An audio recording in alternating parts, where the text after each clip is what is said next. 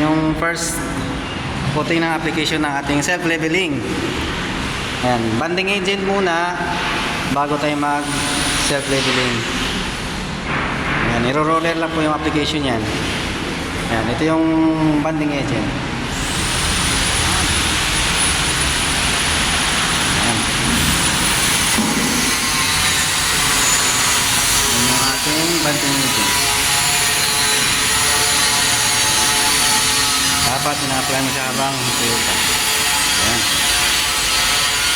Ayan. Tapos, namang basa pa yung banding agent, ito yung gagawin natin. Self-leveling. Ayan. Gagamitan natin ng rake. Tapos, spike roller.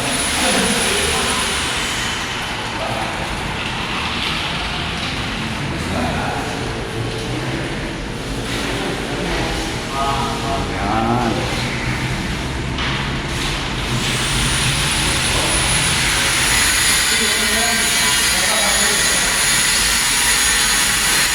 Kailangan dito ng talento. Ayan. Ito naman yung mixture natin. Ayan, yung mix yung self-leveling sa isang timba.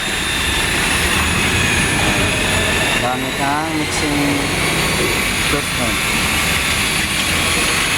Haluin.